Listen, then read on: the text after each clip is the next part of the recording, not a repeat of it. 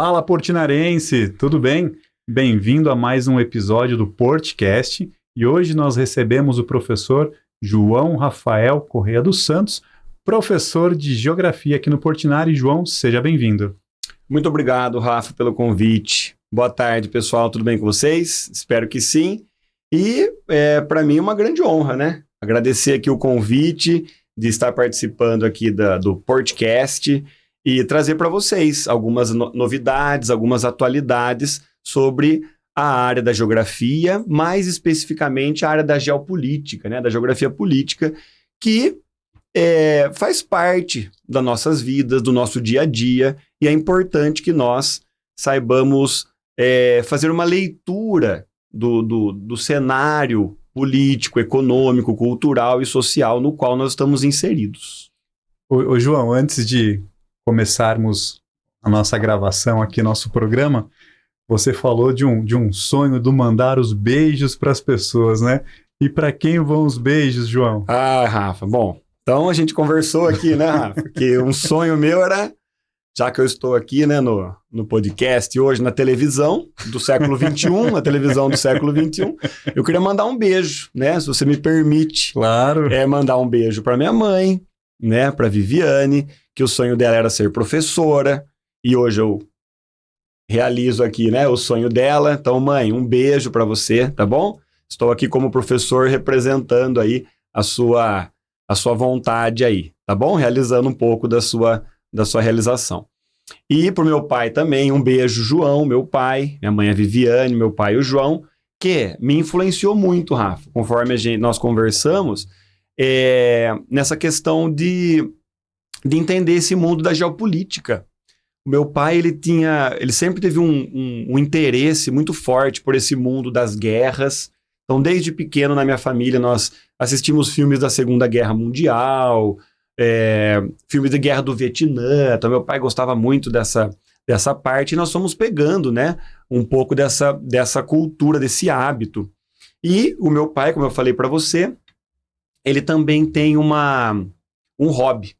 E o hobby dele é plastimodelismo. E o plastimodelismo, para quem não sabe, é uma arte, né, uma técnica que você faz de montar miniaturas de veículos de combate. Então você pode montar miniaturas de tanque de guerra, de blindados, e o meu pai focava em montar aviões de combate.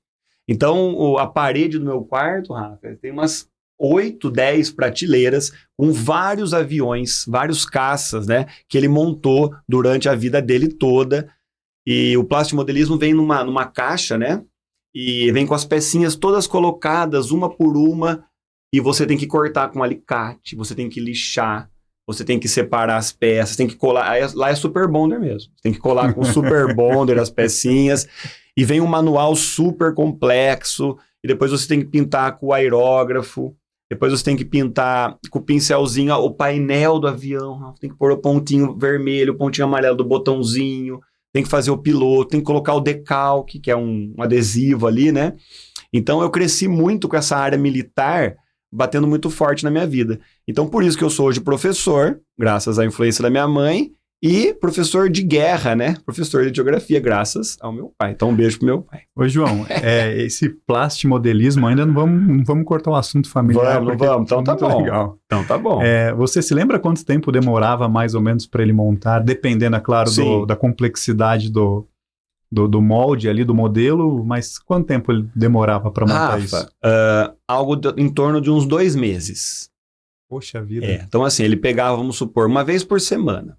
Vamos por quinta-feira, eu me lembro, eu com meu irmão, ficava brincando no corredor de casa, jogando bola, e ele montando ali aquelas miniaturas e tal, né? Então ficava umas 2 horas por semana montando, e demorava, era uma coisa, então era meio que uma terapia para ele, sabe? Até hoje ele retomou a prática, e fica o convite aqui, vou fazer um convite para você. Proponho pra gente fazer uma exposição que legal. Dos aviões do Muito meu pai legal. Aqui no Colégio Portinari. Muito legal. A gente pode dispor eles de uma forma que eu trago ali o modelo do avião, a história, em quantas guerras ele participou, Porque assim, o que tem de história, podemos chamar ele para contar um pouco de como que é essa arte. E esse plastimodelismo tem campeonatos. Então, eu já fui com ele para Campinas algumas vezes. Então, tem vários aviões e tanques de guerra em exposição. E vem o avaliador, e eles vão dando nota. Ó, tem que estar certinho com a cor certa do exército tal, né? Para ser bem avaliado. É super legal essa arte aí, né? Ô, João, de repente, os alunos que se interessarem em montar essa exposição, pode ficar a cargo deles a pesquisa sobre cada um dos modelos, né? Mais perfeito então, impossível. Né? Eles já podem pesquisar, usar esse molde como pretexto para compreender quais foram os combates, quais foram os conflitos, a geopolítica, regiões, já fica aí de motivador para um estudo. Eu acho muito legal a ideia. Legal. Então, acabamos de sair um projeto agora aqui ao vivo, hein, pessoal? Vocês estão vendo. A importância do diálogo, né, João? E aí, Rafa, por exemplo, temos aviões da Segunda Guerra Mundial. Então, meu pai tem aviões, por exemplo, o Messerschmitt, que eram os aviões alemães, né? Ele tem o Stuka, que era aquele bombardeio alemão que descia, né? Conforme ele descia, ele tinha uma ventoinha ali na frente que ele fazia aquele barulho e jogava, né? As bombas, aquele barulho também aterrorizava, né? É o som tradicional que a gente tem na nossa memória de filmes de guerra. Né? Esse som é do Stuka, né? Que é esse caça-bombardeio alemão que ele foi testado primeiro na Guerra Civil Espanhola, que tem aquele quadro famoso, lembra? Guernica, que é toda... que tá todo mundo despedaçado no quadro, né? Então o Stuka foi usado naquela Primeira Guerra. Aí, na Segunda Guerra, meu pai tem o P-51 Mustang, que é o avião dos norte-americanos. Tem o Spitfire, que são os aviões ingleses que conseguiram aguentar as incursões alemãs. Depois a gente passa para a Guerra da Coreia. Então tem muito Sukhoi, que são aviões soviéticos. Na Guerra Fria, então tem caças do Vietnã, o F-4 Phantom. Depois nós temos também uns aviões da Segunda Guerra, da parte do conflito no Japão. Então tem o F-4... fugiu o nome agora, de porta-aviões. Depois você passa para a Guerra do Vietnã, Guerra do Afeganistão, quando a União Soviética invade o Afeganistão. Então, meu pai também tem aviões, os MiG, né? Famosos Mikoyan Guvernich, que são os aviões russos, até chegar nos aviões de hoje. Então, meu pai tem também um F-117 Nighthawk, sabe aquele cara todo quadrado, assim? Todo aquele que, para fugir dos radares, né? Que ele tem uma fuselagem em ângulos que reflete mais a direção dos raios. Então, assim, cara, tem um mundo. Então, eu vivi com isso. Eu dormia e acordava com aqueles aviões. E aquilo, acho que foi, de alguma forma, fazendo parte, né, de quem eu sou hoje, de quem eu trabalho, de quem eu sou profissionalmente. E estou muito feliz de estar aqui no Portinari já há 12 anos, né? 12 anos, crescendo aqui. Eu não me lembro, mas você mandou o beijo pro Bernardinho. Não. Então falta ainda o beijo pro meu irmão Luiz. Beijo, irmão. Até mais. Pra minha esposa Marina, minha parceira aí, né? E pro meu filho, pro Bernardo. Bernardinho, um beijo. Pai te ama. Ô, João, dentro do contexto da geopolítica como uma grande área de estudo, e hoje a gente entendendo um pouquinho mais das suas motivações enquanto professor, de onde vem esse interesse pela sala de aula, e em especial da área, nós temos um assunto que está em pauta no mundo e tem afetado diversas relações políticas, econômicas e, em terceiro momento, aí talvez até mesmo militares, que é a questão do BRICS. João, como que surgiu o termo? Quando surgiu? Conta pra gente a importância desta sigla para o mundo contemporâneo. Ok.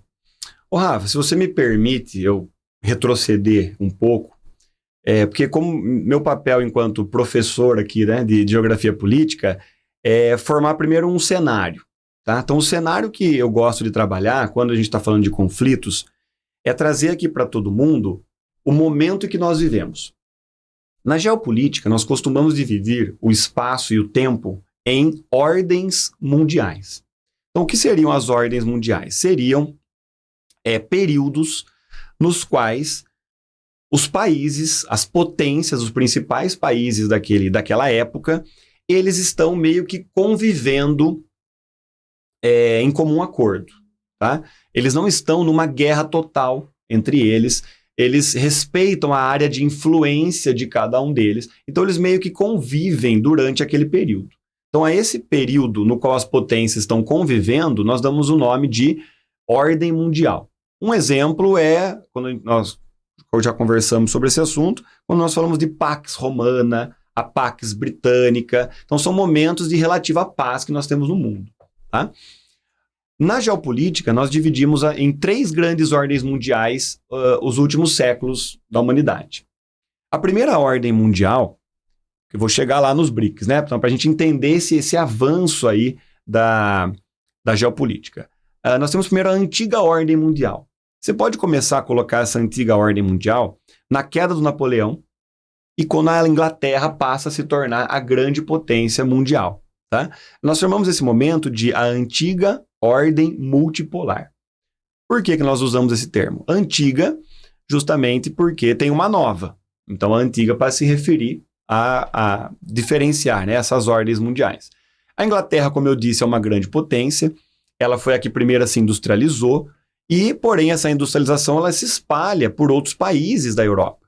Ela pega países da Europa Ocidental, como Bélgica, como Holanda, como França. Num momento posterior, Rússia, Alemanha, Itália. E pega também os Estados Unidos e o Japão. Então, durante esse período que vai do século XIX até a Segunda Guerra Mundial, quem governa o mundo, as potências mundiais, são esses países que nós citamos. E o que eles buscam? Recursos, matéria-prima, eles buscam mercado consumidor. E, para buscar mercado consumidor e matéria-prima, eles vão para a África, eles vão para a Ásia e fazem o neocolonialismo. Tá? Tem aquela divisão da África, o pessoal que está prestando vestibular, aquela imagem, né, clássica da Conferência de Berlim, de 1885, e eles estão cortando o pedaço de bolo que está escrito África no bolo, ou aquela imagem que eles estão dividindo a China como se ela fosse uma pizza, e o líder de cada país está dividindo ali aquela pizza. Então é esse momento da história. Quando que a antiga ordem multipolar vai terminar? Na Primeira e na Segunda Guerra Mundial. Por quê? A Primeira e a Segunda Guerra, apesar de nós, historicamente, termos aqueles contextos de nacionalismo, né, do nazifascismo, no fundo, Rafa, os países brigam por espaço. Eles brigam por território. Simples assim. Então, a geopolítica, ela enxerga o conflito entre os países como se fosse um jogo de war, um tabuleiro de war. Tá? Nós precisamos de território. Olha que interessante, Rafa. O conflito entre os países por território tem muito a ver com poder. Mas olha que interessante, você que gosta dessa questão das palavras, do significado das palavras. Poder em 2 sentidos. Primeiro, poder de potência. No sentido de eu poder fazer. Então, quer dizer, um país ele precisa de um território para ele poder fazer agricultura. Para ele poder gerar energia elétrica. Para ele poder fazer cidades, expandir suas cidades, para ele poder realizar a mineração, para ele poder ter uma saída para o mar. Então, primeiro é um poder de potência, de poder realizar as suas atividades. Só que para você poder fazer isso, você tem que usar o poder do domínio. Você precisa dominar aquele território. E o domínio do território, em geopolítica, Rafa, nós usamos o termo que ou você domina pelo convencimento, ou você domina pela coerção, pelo uso da força. Né? O que seriam métodos do uso do convencimento? A propaganda, a ideologia, o sistema educacional. Então, esses são instrumentos do Estado para propor para a população que ela siga determinados comportamentos e convencê-los de que deve ser assim que o país deve seguir. Ou a outra forma é o uso da coerção, é o uso da força. Aí entra o aparato militar, tá? Como nós estamos vendo, por exemplo, na Ucrânia, na Rússia. Acabou a Segunda Guerra, acabou a antiga ordem. Vem a ordem bipolar.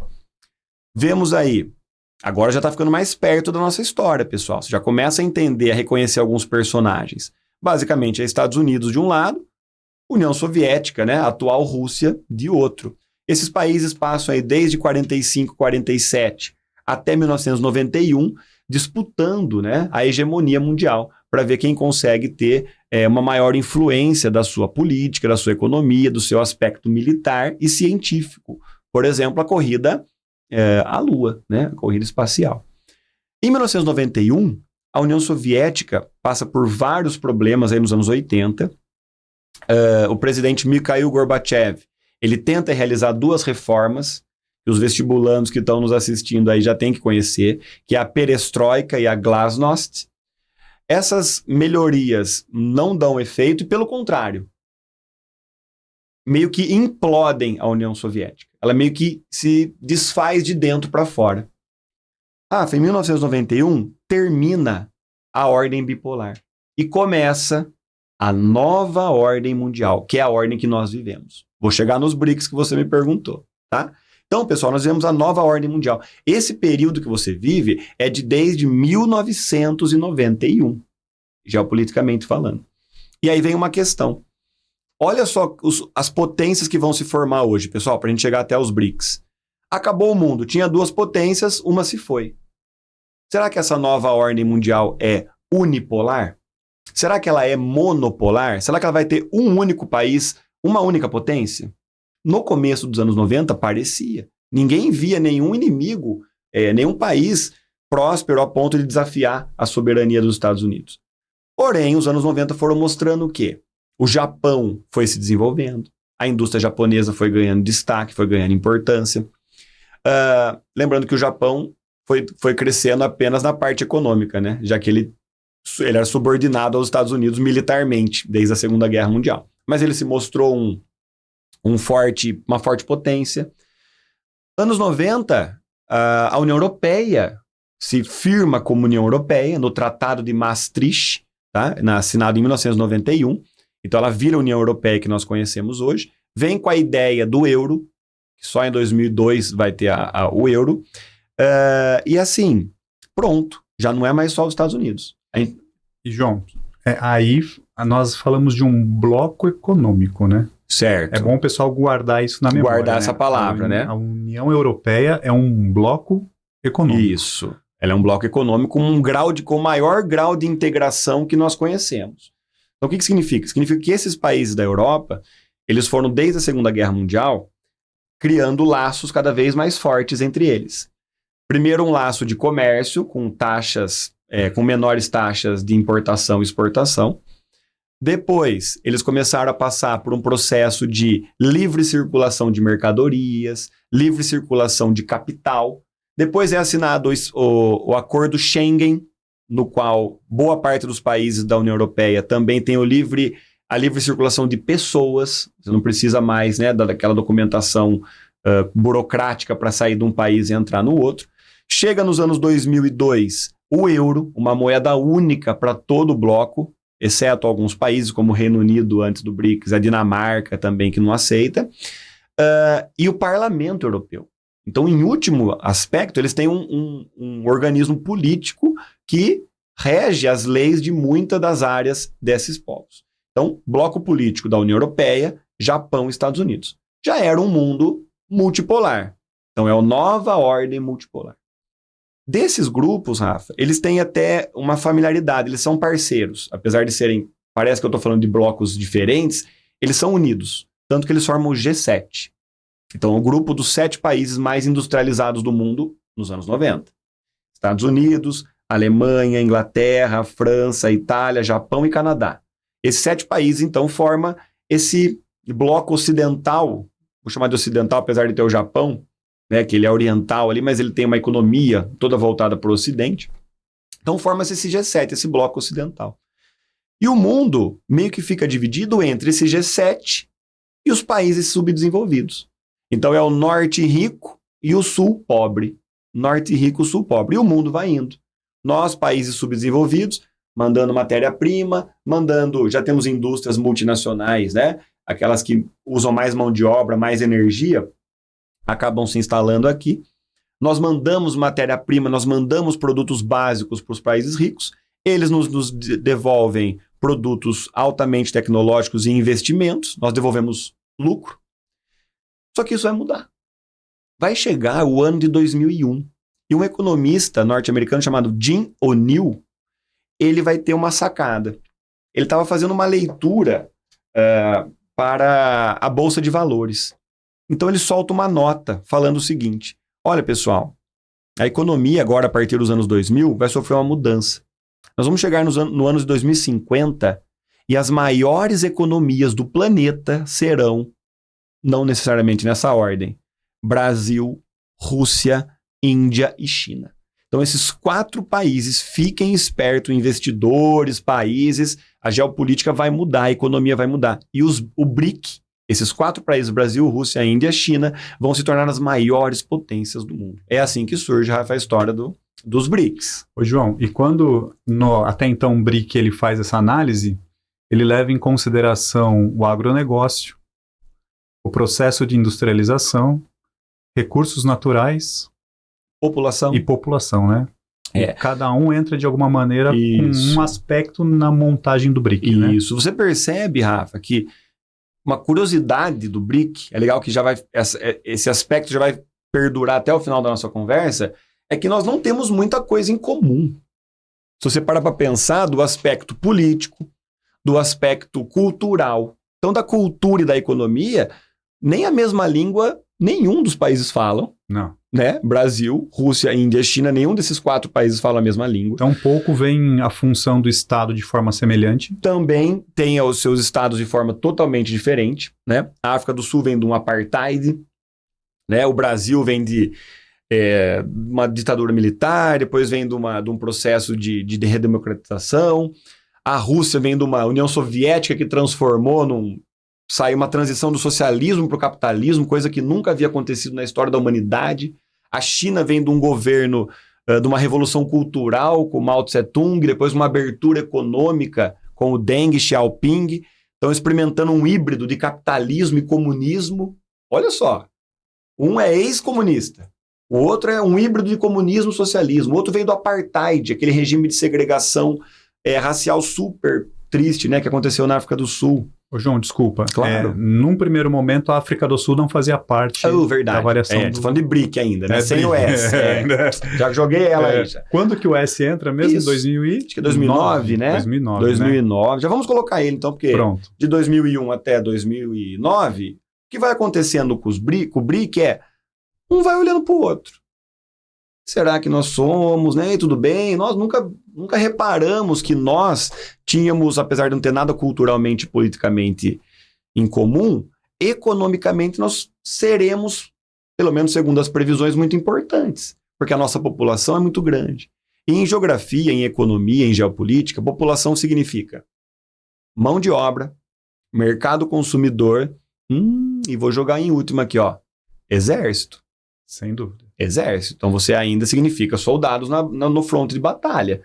Né? Então você tem esses aspectos de países muito populosos. O Brasil era o 5º mais populoso, hoje é o 7º. A China é o 2º, a Índia agora é o 1º. Então a Rússia também está entre os 10 mais populosos. Além disso, países grandes, com grande território, com grandes riquezas naturais ainda não exploradas. O Brasil tem a última grande floresta tropical do mundo. A Rússia ainda tem a Sibéria toda para ser explorado. Né? A China tem um território imenso ali também que... A China, na verdade, a população toda está toda no litoral. Parece até meio Brasil. O interior da China ali é deserto e montanhas, né? O Himalaia. A Índia também com territórios gigantescos. Outra coisa que eles têm em comum, esse nós estamos meio por fora, bombas atômicas. Então, quando o negócio é geopolítica, esse é um aspecto, Rafa, que o Brasil não sabe, acho que ninguém quer ter uma bomba atômica. Todo mundo entende, né, que ter armas, né, talvez seria, o ideal seria que nós não tivéssemos criado essas armas e tudo mais. Mas do ponto de vista geopolítico, a arma nuclear, ela é um item de barganha. É respeitado quem tem... A palavra poder volta... A palavra poder volta ao cenário, volta né, ao João? Cenário. Você vê uma Coreia do Norte, um país pequeno, Sim. não é? Que o mundo respeita, é obrigado a dar uma atenção a ele, porque ele tem bomba atômica. Então você pega a Rússia com bombas nucleares, a China com bombas nucleares, a Índia com bombas nucleares, aí o Brasil não tem. Então quando o Brasil vai, por exemplo, fazer a mediação de uma guerra da Ucrânia, então o nosso presidente vai lá e fala, ó, vamos parar com essa guerra.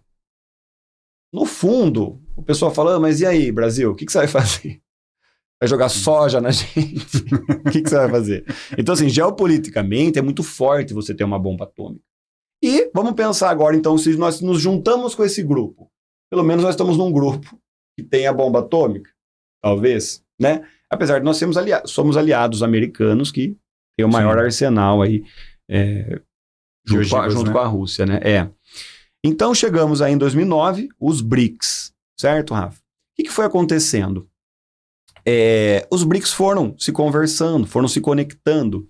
E dessas últimas conversas saiu, por exemplo, um banco, não é? Sim. Que é o banco de... BND. O BND, o banco... O que você falou mesmo, Rafa? O banco... A sigla. BND? BDN? Banco... Do Desenvolvimento, né? Desenvolvimento Nacional, não. É o Banco dos BRICS. É o famoso Banco dos BRICS, tá? E o que é o Banco dos BRICS? Após a Segunda Guerra Mundial, uma das questões que fazem com que os Estados Unidos comandem, né, essa nova ordem mundial... Banco de Desenvolvimento. Novo Banco de Desenvolvimento.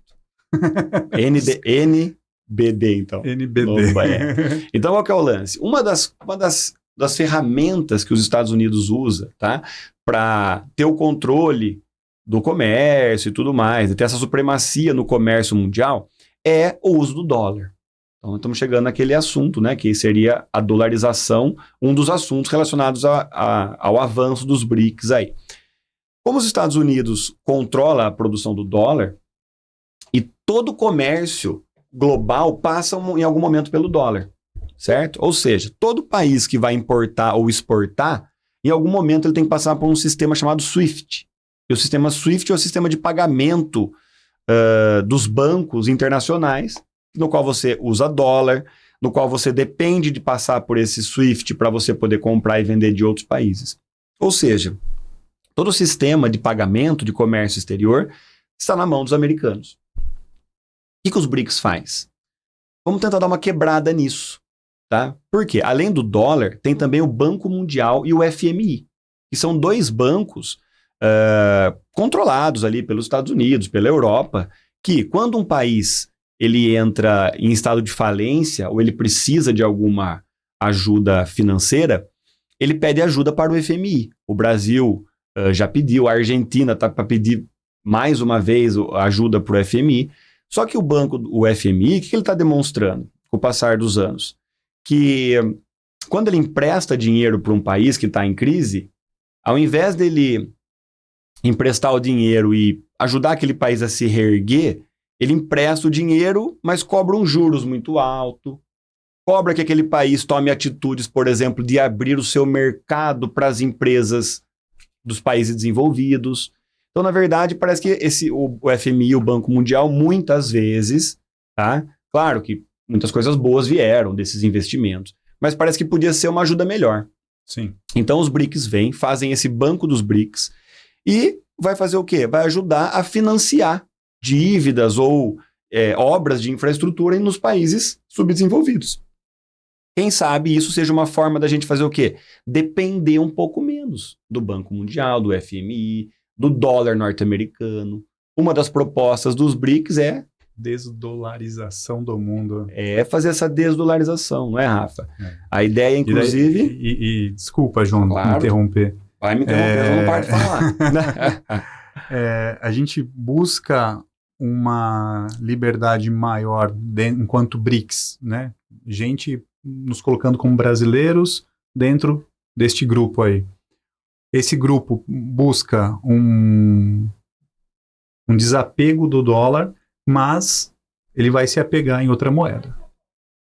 Então ele vai sair da sombra, enquanto grupo, de um país, mas automaticamente ele está se colocando na sombra de um outro, que vai nos fazer questionar muitos resultados dessa decisão, né? E E aí a gente começa a falar de China. Isso.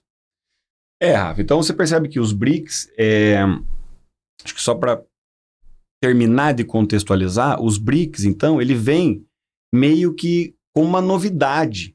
Nunca na história da humanidade os países pobres se uniram de uma forma tão intensa como está acontecendo com os BRICS. É o que nós chamamos aqui do aumento da relação Sul-Sul. Então, na geografia, a gente usa muito esse termo, Sul-Sul, né? Em oposição ao Norte rico, Sul pobre. Nós estamos fazendo muito... O nosso maior parceiro comercial hoje é a China. Nunca aconteceu isso. Sempre foi um país do Norte. Sempre foi ou a Europa ou os Estados Unidos. Então, de 20 anos para cá, o nosso maior parceiro é um país do Sul. É um comércio Sul-Sul que está crescendo, tá? O segundo parceiro, Estados Unidos, o terceiro é a Argentina, que é o nosso vizinho aqui. Bom, então o que acontece? É importante nós entendermos que está rolando, que está acontecendo essa rivalidade, digamos assim, né? Esse contraponto ao poder do norte rico, que seria esse BRICS. Tá? De um lado, então, teríamos mais ou menos o G7, do outro, os BRICS. Agora, dentro dos BRICS, a China parece ter um papel mais importante. A economia da China maior, a economia da China já mais... Parece que a China já está mais sabendo o que ela quer fazer, já está planejando a longo prazo a sua influência no mundo, não é? E, João, convenhamos, né? Eu acho que existem mais países dependentes da China do que do Brasil nesse cenário econômico-político aí, mais econômico até do que político, né? Então, pegando esse contexto que você trouxe, despontar da China em cenário mundial faz com que o Brasil entre e percorra um caminho que não será tão virtuoso assim, né? Que a partir do momento que ele reforça a valorização de uma moeda que não o dólar, ele também deixa claro uma posição dele para o mundo. Você acha que isso pode gerar algum impacto em políticas externas, econômicas? Rafa, o Brasil, nós temos que entender realmente, por enquanto, espero que um dia mude, né? Mas não vejo num futuro tão próximo, que realmente na geopolítica nós somos periféricos, tá? Nós não temos nenhuma ambição política no mesmo nível de que China, Rússia e Estados Unidos, tá? Então, o nosso papel, talvez nessa questão dos BRICS, seja jogar o jogo da melhor maneira possível. Extrair os benefícios de ser aliado dos Estados Unidos e de ser aliado da China e da Rússia, né, dentro dos BRICS. Inclusive, esse pode ser o nosso papel. Inclusive, o papel do Brasil. Como o Brasil tem boas relações com os Estados Unidos, talvez o nosso papel dentro dos BRICS seja de porta-voz, de negociador entre Estados Unidos e China, por exemplo. Aí você vê um papel de importância. Agora, nada a ponto da China de nós influenciarmos outras regiões militarmente, né, com as nossas indústrias, coisa que nós não temos condições de realizar e nem sei se almejamos isso. Mas talvez um papel de intermediador entre os dois pontos seria o melhor para nós, porque o Brasil não pode virar as costas para o Ocidente, não é? E mergulhar de cabeça nos planos da China. Assim como também nós não podemos falar não para a China, que é o nosso maior parceiro comercial. Temos que jogar o jogo equilibrado ali, no meio de campo, não é? Porque quer queira, quer não, que você comentou. Existe todo um Ocidente que está de olho nessas movimentações. Tem um Mercosul que, se ele for desestabilizado por essas movimentações, também pode gerar prejuízos grandes, não somente para o Brasil, mas também para a Argentina. E o Brasil tem um olho nessas eleições argentinas, né? O Brasil, pelo que a gente sabe aí, tem um interesse no relacionamento com China e Rússia por conta do Conselho de Segurança. Ele quer fazer parte do Conselho de Segurança como membro permanente, né? Ele não quer ser mais um dos membros rotativos. E seria interessante se ele conseguisse assumir esse papel de porta-voz, mas o que eu acho que jamais aconteceria é um papel de conselheiro, né? O Brasil se acreditar na figura de um conselheiro da China ou um conselheiro dos Estados Unidos do ponto de vista daquilo que deve acontecer, né? O que você comentou, talvez intermediar algumas políticas e economias, né? Mas mais que isso, acho difícil, né? Olha, Rafa, você trouxe 2 assuntos que acho que é interessante de nós desenvolvermos aqui. Primeiro, você disse Mercosul. E assim, uma análise que nós podemos fazer é o seguinte: o Brasil também não, apesar de nós estarmos falando aí para não virar as costas, não é, para os interesses americanos e tudo mais, porém, faz tempo que nós estamos tentando tirar alguma coisa, realizar bons negócios com os Estados Unidos e a União Europeia. E Sim. nós não estamos tendo sucesso. Não. Por exemplo, o Biden, quando ele, nas eleições dele, prometeu investimentos contra o desmatamento da Amazônia, certo? Ele fez um acordo com o governo agora, se não me engano, algo em torno de 500 milhões de dólares para evitar o desmatamento na Amazônia. E, ao mesmo tempo, já foram investidos 80 bi na guerra da Ucrânia. Peraí, você não quer jogar comigo? Você não quer ser meu parceiro? Então, vamos aqui, floresta amazônica, precisando de investimento. Aí, como é que nós vamos fazer? 500 milhões. Na guerra da Ucrânia, 80 bi. Sei, os matemáticos me ajudem. Não sei quantas vezes mais o dinheiro para a guerra do que o dinheiro para a floresta. Entendeu? Então, assim, o discurso ocidental também está fazendo a gente ir buscar alternativas. Nós não estamos indo atrás da China porque a gente quer só. Sim. Outra coisa, Mercosul, faz 20 anos que nós estamos tentando na OMC, na Organização Mundial do Comércio, que foi aberta a rodada Doha, que nós estamos tentando fazer o quê? A União Europeia abre o mercado para a gente vender produtos agrícolas para vocês. Nós estamos cheios de produtos agrícolas do agronegócio, com maior qualidade que nós, não é impossível. Abra o mercado de vocês estão fazendo protecionismo ilegal, vocês estão com impostos muito altos sobre os produtos agrícolas. A gente abre um pouco para receber produtos de automobilísticos de vocês, de mecânica, peças de carro. Vamos fazer esse negócio? 2 anos atrás, tá bom, vamos fechar com vocês. Você se lembra? A União Europeia fechou o acordo. A hora que foi fechar, o Macron, o presidente da França, veio e falou, não vamos fechar porque eles estão desmatando a Amazônia. Então, peraí, a gente está tentando fazer negócio com o Ocidente, estamos tentando fazer acordos com a União Europeia, estamos tentando negociar com os Estados Unidos em relação aos nossos problemas da floresta, que parece tão importante para o mundo, mas na hora de vir o investimento, não vem. Não vem. E aí, aparece a China, falou, tá tudo bem aí? Tá se dando bem aí com os Estados Unidos? Aqui eu tenho investimento, eu invisto em vocês. Então, assim, vários países estão passando por isso. Inclusive na África. Pessoal que está ouvindo, a África mudou. De 20, 30 anos para cá, a África está passando agora por entre aspas, aqui, um colonialismo chinês. A China está entrando forte na África. E você que está acompanhando as atualidades, está vendo que nos últimos meses estão acontecendo vários golpes militares na região do Sahel, que é logo abaixo do Saara, onde você tem países como Mali, Chad, Burkina Faso e agora foi o Níger. O que está acontecendo lá, Rafa? Isso que eu acabei de falar. Aqueles países do Sahel foram colônia francesa.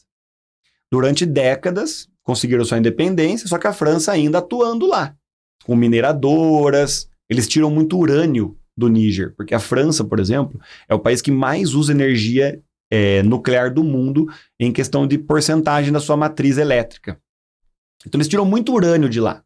Inclusive a França tem soldados lá dentro do Níger.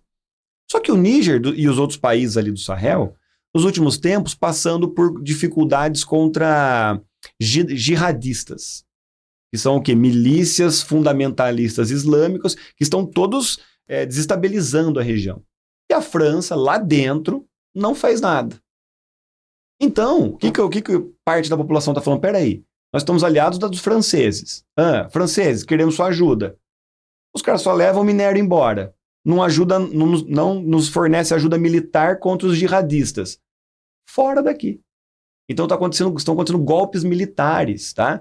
Mesmo governos eleitos democraticamente, o pessoal está tirando, está expulsando a embaixada da França com esse argumento. Só que olha que interessante, quem está por trás desses golpes? Sim. Rússia. Olha só. O grupo Wagner, né, que é um grupo de uma milícia russa, financia, falou, a França não está ajudando vocês? Eu ajudo. Eu luto. Olha, até arrepia. Olha como é legal estudar o poder, a geopolítica, né? Então, assim, o poder, ele tá sempre... O espaço está sempre ocupado por um poder. Se aquele que é para exercer o poder não está exercendo, outro vai exercer. Você pode colocar isso no Rio de Janeiro. Você pega as comunidades no Rio de Janeiro, dominadas pelas milícias, pelo tráfico. Por quê? Porque o Estado não está ali. Se o Estado não está, outra força vai vir. Pode fazer isso em qualquer lugar, dentro da sala de aula, dentro da escola. Se o professor não atuar, alguém vai atuar em cima. Então, se você começar a entender, aliás, a geopolítica serve para a sua vida. Se você não começar a entender ali no seu relacionamento, se você não está dando atenção para o seu namoro, outra pessoa vai dar. Depois não vai reclamar que as coisas não aconteceram do jeito que você esperava. A sua família, se você não dá atenção, não ocupa aquele espaço nos seus pais, no seu filho, outros vão ocupar o espaço com o seu filho. Outros vão ocupar o espaço com seus pais. Aí você termina a vida e não foi amigo do seu pai, não foi amigo da sua mãe. É uma questão de poder, de ocupar espaços. Aí você vê na cidade, Limeira não tem muitas alternativas de lazer. Mas você ocupa a hípica? Você vai até a hípica? Você frequenta o horto florestal? Você vai no horto? Não, mas você vai. Se você estiver ocupando aquele lugar, ele vai se tornar um lugar cada vez melhor. Então, os espaços, geografia é isso, é ocupar os espaços. Então, quando os espaços são ocupados da maneira correta, tudo vai acontecendo. Agora, nós nos trancamos em nossas casas, não ocupamos o espaço público e exigimos que esteja tudo bem lá, né? Nossa, agora já o assunto já saiu dos BRICS. Ô, João, eu acho que faz sentido toda essa reflexão, porque nós estamos falando de relacionamento, né? E espaços ocupados por grupos ou por poderes ou por relações econômicas é a tônica do BRICS, né? Não por menos, eles fizeram e propuseram a ampliação do grupo, convidando novos países. João, quem são esses países e qual a importância deles para esse novo tabuleiro onde as relações de poder e economia se estabelecem atualmente? Então, você está vendo como a ampliação dos BRICS é uma consequência, não necessariamente do crescimento do poder chinês, mas também de uma negligência do poder ocidental no mundo. Então, o que você vê? Você vê mais países insatisfeitos. A promessa que nos foi feita da globalização, a promessa que o mercado nos fez de que todo mundo vai enriquecer no neoliberalismo, adotem todas as medidas e tudo vai dar certo, em alguns pontos não estão funcionando. Os jovens, os governos estão olhando para o futuro agora e estão começando a questionar. Falei, peraí, mas qual é outra opção eu tenho? E aparece a China, eu sou uma opção. Venha comigo. Uma das coisas que faz com que muitos países... aí até um lado talvez meio negativo, é que é o seguinte também, os Estados Unidos e a Europa, em alguns casos, né, em parte dos casos, quando eles vão investir em algum país e se aliar em algum país, eles exigem também que esse país tenha um certo comprometimento, por exemplo, com direitos humanos, por exemplo, que respeite alguns organismos internacionais, como a Organização Mundial do Comércio, que respeite, por exemplo, a OMS, a ONU. Então, para um país fazer negócios com os Estados Unidos, na maior parte das vezes ele exige isso do país de volta. A China já não. Então, a China olha para alguns países que têm governos autoritários e fala, olha, eu posso te ajudar. E aquele governo africano, muitas vezes autoritário, fala, mas o que você vai querer? Eu não vou sair do poder, não. Não, mas eu não... Não estou pedindo isso. Não estou pedindo isso. Eu não estou pedindo que você seja uma democracia, igual os Estados Unidos faz. Eu só quero investir e receber o retorno. Você quer investir? Tá aqui o dinheiro. Mas você vai ver o que está acontecendo aqui dentro. Eu não quero ver nada do que está acontecendo aqui dentro. Então, essa política da China de você não passar pela soberania dos outros países acaba, inclusive, sendo um atrativo para países de governos duvidosos. Né? Então, por exemplo, você pega uma Arábia Saudita, que entrou para os BRICS. Então, acho que nós podemos até começar já com colocar os nomes dos BRICS+, né? Vai chamar BRICS+, pelo que nós estamos vendo. Arábia Saudita, um país que entrou. Governo autoritário, não é? Não há mudança de governante, uma grande concentração de renda na família real, as mulheres têm pouquíssimos direitos, existe pena de morte. Então, quer dizer, meio que tudo o que o Ocidente, o que a ONU ali fala que não é permitido, né? E esse país aí entrou para o bloco dos BRICS, justamente nessa política da China de não mexer na política interna de ninguém, tá? Bom, mas vamos falar aí de alguns dados. Entrou a Arábia Saudita. Olha, economicamente, Rafa, nós acabamos de ganhar o Neymar, não é? O Neymar que acabou de entrar aí, certo? Vale alguns milhões aí, vale bastante grana, né? O passe dele. E, na verdade, nós ganhamos também aí, ó, a Saudi Aramco, a maior empresa do planeta. Ela é a empresa mais valiosa do planeta. É o que? É a petrolífera do governo saudita. Então, a Saudi Aramco, se você juntar as big techs americanas, você junta Google, você junta Facebook, que é a Meta, você junta Apple, você junta Microsoft, as 4 não dão a Aramco. E ela vai soltar agora no mercado, vai entrar no mercado de ações. Então, assim, nós acabou de entrar para o nosso time, digamos assim, né? A maior empresa do mundo. Já é um baita de uma aquisição, né? Nesse sentido econômico. Ainda no Oriente Médio, entrou os Emirados Árabes Unidos, que é um conjunto ali também de reinos ali, que também tem muito petróleo e uma ligação muito forte com a Índia. Então, eles fazem muito negócio com a Índia, e a Índia... o que ficou parecendo, que nós acabamos comentando, que cada país meio que puxou um, né, Rafa? Sim. Ó, escolhe um lá, escolhe um pra... Cada um traz um amigo. Cada um traz um amigo. Vai num churrasco, né? Ó, cada um traz um amigo, aí a gente vê o que vai fazer. Tá? Não teve muito critério, né, João? Tipo assim. Foi meio na amizade. Então, a gente pode meio que fazer a leitura que a Índia puxou Emirados Árabes Unidos, do qual ela compra muito petróleo, tem muita negociação.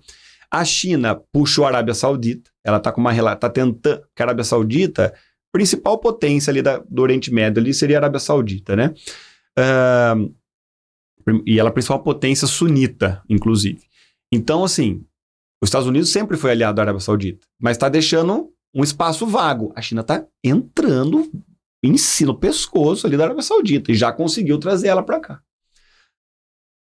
Arábia Saudita, Emirados Árabes. Isso é no Oriente Médio. Não, falta o Irã. Sim. O Irã, o terceiro país que vai entrar, o Irã. Aí quem puxou o Irã foi a Rússia. Trouxe um amigo aqui, ó, esse é o Irã. Né? Muito prazer, Irã. E o Irã, pro Ocidente, tá sendo uma dor de cabeça, assim. Parece que trouxe o Irã pra provocar, sabe? Quando trouxe aquele amigo pra provocar. Então o Irã foi meio isso. Por quê?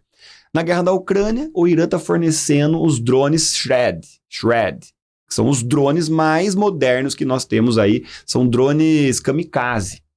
Então a guerra agora é jogar drone um em cima do outro. E o Irã faz anos que está investindo em drones, enxergando uma guerra mais moderna, e os outros países foram ficando para trás. Então o Irã hoje talvez seja a indústria mais moderna de drones militares. Está do lado agora da Rússia nessa guerra. Outra coisa que o Irã enche a cabeça aí do Ocidente, deixa o Ocidente com dor de cabeça, é o programa nuclear. O Irã não fala que tem, né, mas obviamente tem, a ideia de se tornar uma potência nuclear. E aí entra aquele tratado de não proliferação de armas nucleares, a agência atômica da ONU fica toda vez tentando observar se eles estão enriquecendo urânio ou não, eles falam que é para pesquisa, que é para saúde, e o grande objetivo deles é fazer urânio para limpar Israel da face da terra.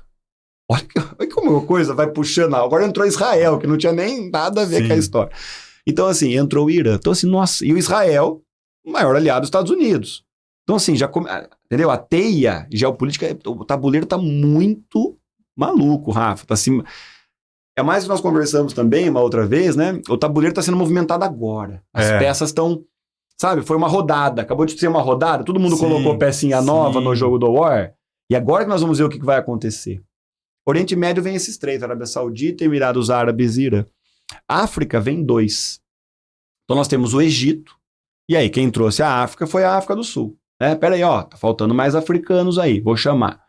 Egito, super importante, um dos países mais industrializados junto com a África do Sul, certo? Um país muito populoso, tá passando por uma crise econômica, passou pela Primavera Árabe 2010, aí, faz 10 anos, teve uma questão interna complicada, mas eles têm um trunfo, digamos assim, que é o Canal de Suez.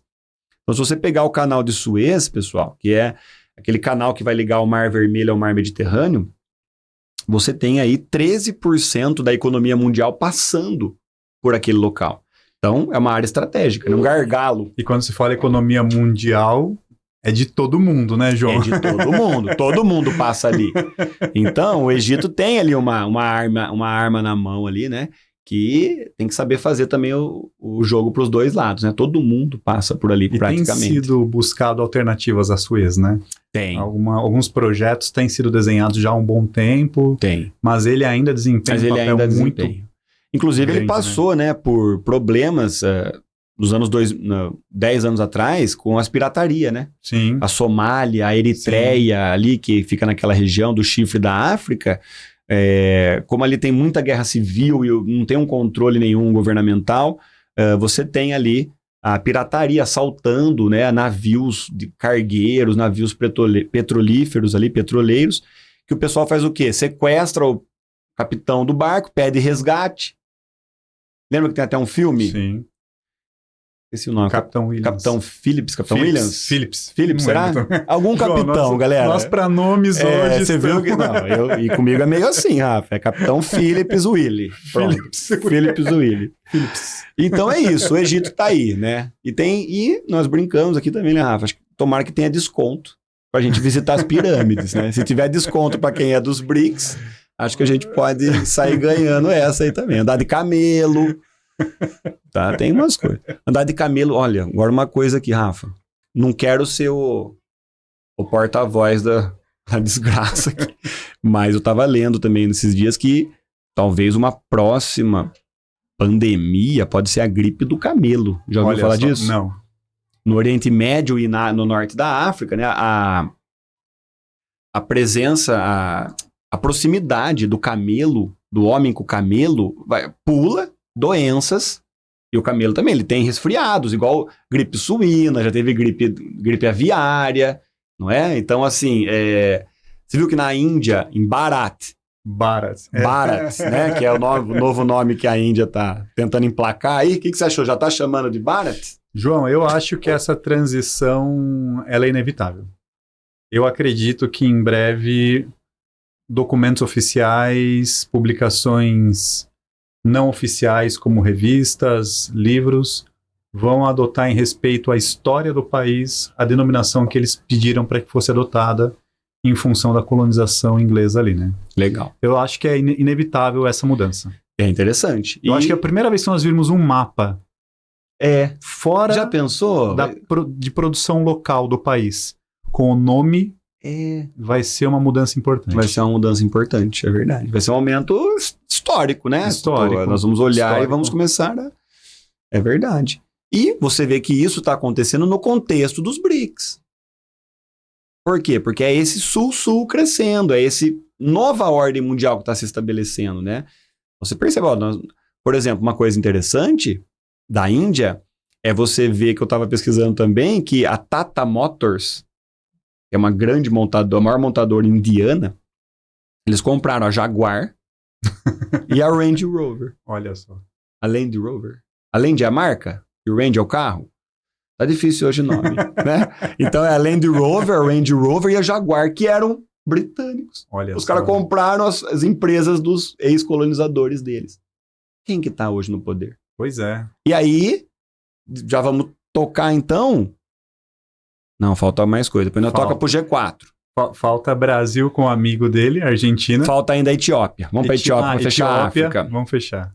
E aí, a África do Sul ainda chama Etiópia. A Etiópia é o segundo país mais populoso da África, depois da Nigéria. Então, já falamos da importância, né, de uma população. Tá com problemas internos ali, faz muito tempo. Nos anos 90 teve fome, né? Lembra aquela We are the world, Sim. né? Aquelas campanhas para doação de alimento de fome mesmo que teve dentro da Etiópia, secas muito graves ali na região do Sahel. Mas ela tem um trunfo ali, né? A China está tentando investir ali, fazer corredores de exportação para chegar até no Mar Vermelho ali. Então a China tem alguns projetos para a Etiópia. E, na verdade, teve que chamar a Etiópia porque ela tem meio que uma rixa com o Egito. A Etiópia tá no alto curso do Rio Nilo. Então, quer dizer, ele está na parte onde o Rio Nilo nasce.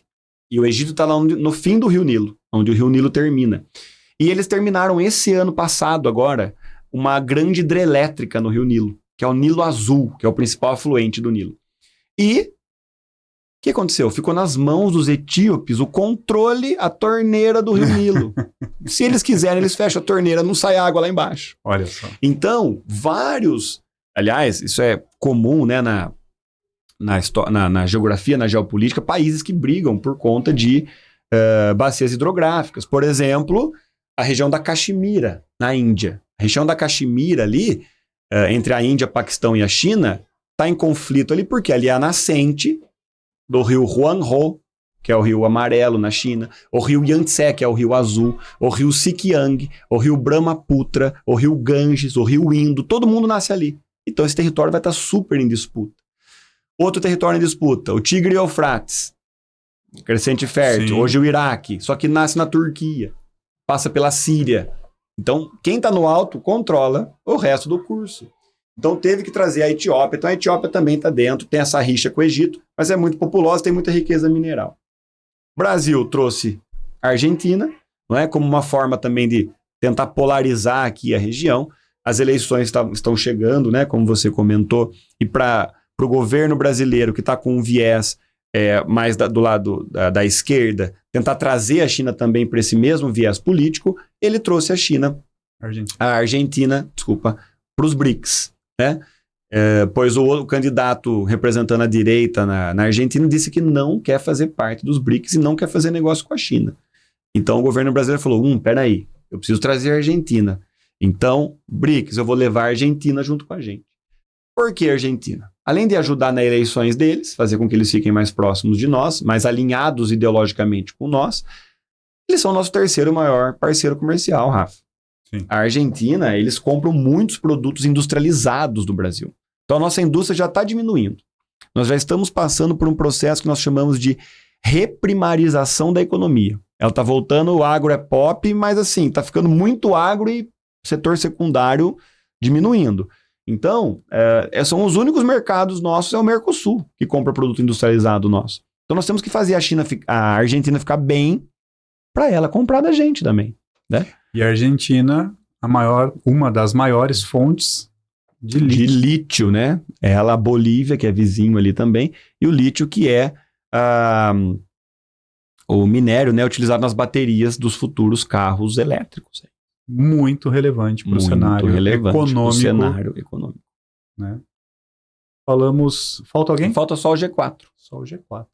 Vamos falar? Bora. Então, pessoal, já partindo para finalizar, né, o nosso encontro aí, acredito que para não ficar também muito extenso, né? Uma parte também desse BRICS, Rafa, dessa nova ordem no qual os países emergentes estão tomando a sua parte, o seu lugar à mesa, né, que nós já demos esse exemplo, qual que é o lance aqui? Uma das questões é você fazer a reforma no Conselho de Segurança da ONU. Sim. Então a ONU, que foi construída em 1945, pós-Segunda Guerra, foi feita pelos vencedores. E quem eram os vencedores? Estados Unidos, Reino Unido, França, China, que foi invadida pelo Japão, e a Rússia. Então esses 5 países, eles detêm dentro do Conselho de Segurança da ONU um certo privilégio. São 15 países no Conselho de Segurança. São 15 países que vão discutir as questões de conflito do mundo. Só que esses 5 países sempre estão lá. Os outros 10 são rotativos. E esses 5 países, além de sempre estarem lá, eles ainda têm o poder de veto, que significa que todos eles têm que aceitarem a medida para que ela possa acontecer. Se um deles vetar, não pode ocorrer aquela determinação da ONU. E o Brasil se juntou com Japão, Alemanha, Índia e Brasil, então esses 4 países, e formou o G4. que bateram na porta lá. Toc, toc, toc, toc. ONU, vamos dar uma reformada nisso aqui? Vamos pensar aqui. Inglaterra já não tem aquela força que tinha no século XIX, século XX. Ninguém mais tem medo da Inglaterra. França, você está vendo o pessoal, os países africanos ali expulsando a França de lá. China, Rússia, ok. Estados Unidos, ok. Alemanha, por que a Alemanha não está lá? A maior economia, a maior força militar da Europa ocidental. Por que o Japão não está lá? Terceira maior economia do mundo. Pokémon. Várias coisas. Toyota, maior montadora do mundo. Né? Acho que agora a Volkswagen passou. Mas a Toyota foi durante vários anos, é a maior montadora do mundo. Índia, país mais populoso do mundo. Bomba atômica, vizinho da China. Porque a Índia tem que estar nesse Conselho de Segurança. O que acontecer no mundo vai passar pela China de algum momento. E o Brasil está tentando ali ter um destaque, pelo menos na América Latina, e mostrar, ó, nós aqui, de todo esse território, podemos não ter bomba atômica, mas de todo esse território aqui, nós somos a principal influência. O que vocês fizerem aqui passa pela gente. E não por menos, Rússia e China, pela proximidade do Brasil, começaram a recomendar a presença neste grupo aí, né, João? Uma coisa boa para o Brasil dos BRICS seria endossar, né, essa participação, essa entrada do Brasil, sim. Ô, João, falta um assunto que a gente não falou, que é essa alternativa aí ao dólar. Sai ou não sai, na sua visão, essa moeda que vem a representar os câmbios, que vem a representar as transações econômicas entre os países do BRICS+, aí, afinal de contas, se não será em dólar, será em quê, né? Lembrando ainda que o BRICS+, não é um bloco econômico, ele não tem as características necessárias de um bloco econômico, sim. Tão pouco, como você bem ressaltou lá do começo, né? Similaridade na visão do que é fazer a organização política de um país, né, João? Sim. Nenhum desses países, ou melhor, poucos países têm visões políticas em comum que compõem esse grupão aí, né? E aí, João, sai ou não sai e aí? Essa moeda? Rafa, a primeira diferenciação é a gente falar de moeda única e moeda comum, tá? Então, o termo moeda única tem mais a ver ali com o euro. Então, a ideia não é que nós vamos ter uma moeda, pelo menos no primeiro momento, comum em todos, única em todos os países que vão circular no nosso dia a dia. Então, a ideia não é que você vai comprar pão com uma moeda nova, né, dos BRICS, que vai se chamar R5. Talvez ela vai se chamar R5, né? E a curiosidade tô gostando disso aí, porque, né, tem vários nomezinhos, várias... O pessoal ainda... não falta é G. O pessoal vai fazendo, os G, né, da vida, G20, G7, G77, que nós descobrimos. Agora tem o R5. O que é o R5? Seria essa moeda. Por que ela é interessante? Porque a moeda dos 5 países principais do BRICS começa com R. Então, vou colar aqui do celular, tá? É o real, tá? Que você já conhece, né? É o rublo. Então, o rublo é da Rússia. Rúpia, da Índia. Rand, ou Rand, da África do Sul. E a gente costuma conhecer da China como Yuan, né? Mas, na verdade, o nome correto é Renminbi. Então, 5 R's, real, rublo, rúpia, renminbi e rand seria essa nova moeda. Então, a moeda não é para você comprar pão. Ela é para quando você... Ali é porque vai ter a cara de quem também lá, né? Putz, será que a do Brasil vai ser o valor mais baixo? Vai estar a nossa cara lá? Deus me livre, né? Mas o lance é o seguinte, é para nós fazermos comércio externo. Então, nós vamos tocar nesse dinheiro. Em vez do comércio da soja do Brasil chegar na China pelo dólar, vai chegar por essa moeda comum dos BRICS. Então, a ideia é você tirar o dólar e poder fazer com que o comércio seja direto entre os países do BRICS. A ideia por um lado, enfraquecer ali, né, os Estados Unidos um pouco. Sim. E favorecer a nossa economia. Por quê? Depender do dólar, Rafa, é difícil. Por quê? Os Estados Unidos mexem 0,5% nos juros. Todo mundo põe o dinheiro põe o dólar nos Estados Unidos. Sim. Então, basta eles mexerem o que eles quiserem. Querem aumentar dinheiro, eles imprimem dinheiro. Você imprime dinheiro, né? Então, como é que você vai ficar dependendo da boa vontade de um país ali?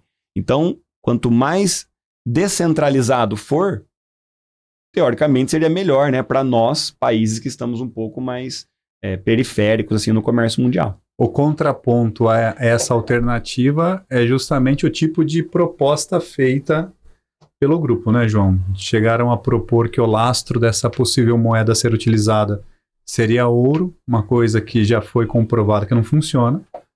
Tampouco aí dá para a gente confiar naquilo que os países que estão fazendo parte do grupo de fato tenham enquanto reserva para comprovar esse lastro, né? Então, assim, difícil. Eu, particularmente, eu acho que dificilmente isso vai ser emplacado. Eles não vão conseguir, eu acredito, essa desdolarização do mundo aí, não, com tanta facilidade, pelo menos. Sim. Eu acho que a alternativa já está sendo instalada.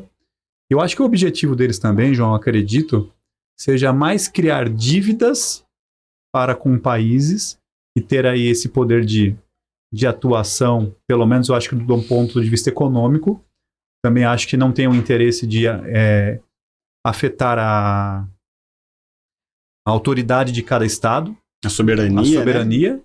Eu acho que o que eles buscam mesmo é, como você disse, ocupar um espaço. E esse espaço eu acredito que seja o econômico, né? O econômico, não tem muito por onde, né? Rafa, e essa questão, então, do... João, desculpa, resume pra gente. Vou dar um fechamento aqui, ó. Para nós, eu acredito, vamos fazer uma projeção para o futuro. É concorrência, agora abriu uma concorrência. Sim. Antes, nós só podíamos pegar dinheiro, só podíamos falar com os Estados Unidos, só podíamos pegar dinheiro da Europa. Agora tem um outro banco.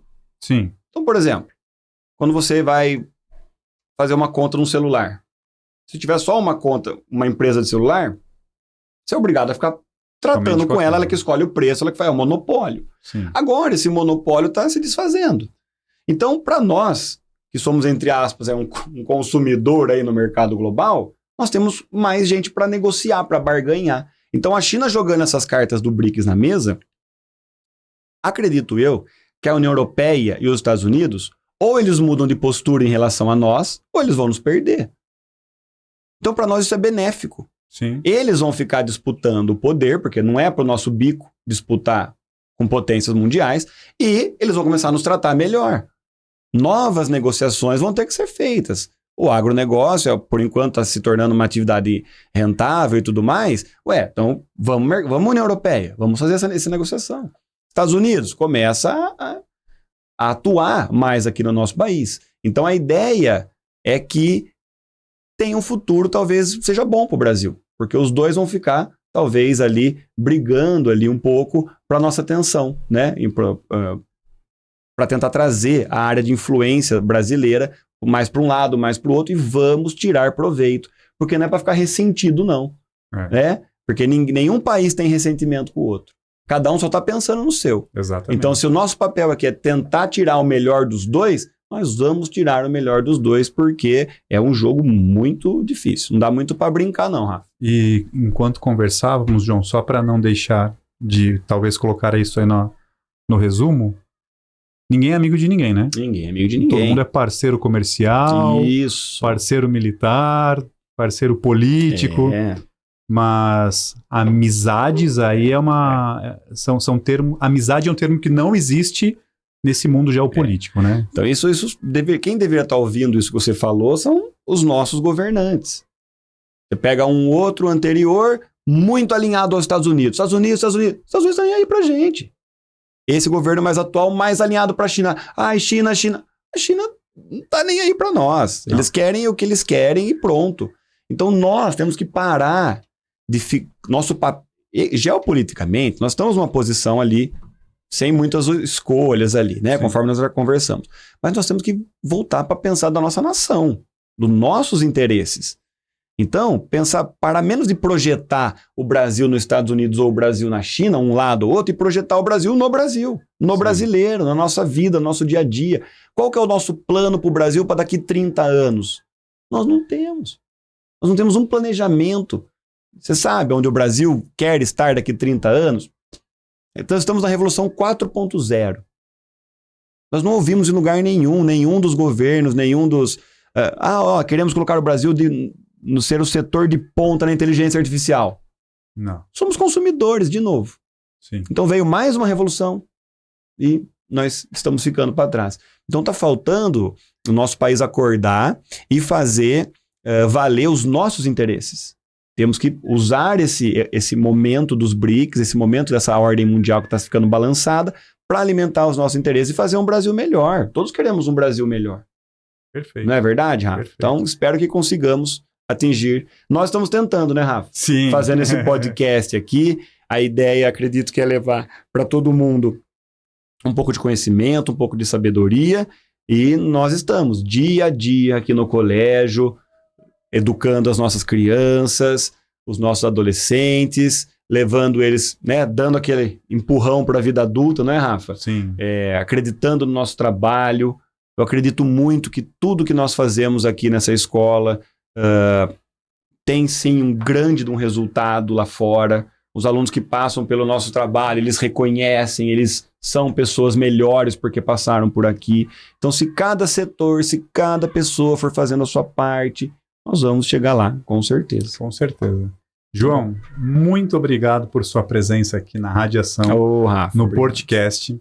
Tenho certeza que os alunos, os familiares e todos aqueles que entrarem em contato com esses assuntos que nós discutimos, com essas reflexões que nós pudemos realizar aqui, terão seus insights para observar o mundo, observar seu cotidiano de uma forma diferente, que nós possamos sempre acreditar que o Brasil é um país aí que vem a despontar no cenário mundial por coisas boas, né? Por parcerias salutares e principalmente como uma referência naquilo que nós atuamos e acreditamos que é educação. Concordo com você, João. Precisamos lutar por isso diariamente, para sermos reconhecidos como uma potência educacional.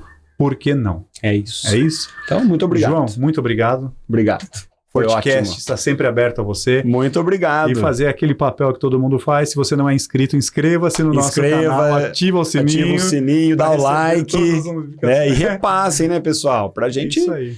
Porque tá ficando legal, hein? O podcast já tá juntando um repertório, né? Sim. Quantos foram já? Esse é qual? Foram 5. Então esse é o quinto, esse é o sexto, podcast. quinto. Então estou no quinto, galera, tá vendo? Ó, muito e se você tem alguma sugestão de tema para nós discutirmos aqui, convidados, assuntos ou formatos de programa para nós e para você, porque queremos fazer isso juntos, deixe aí nos comentários, deixe suas perguntas nos comentários e vamos que vamos. João, mais uma vez, muito obrigado e é isso. Muito obrigado. Fim de transmissão. Sim. Valeu, João.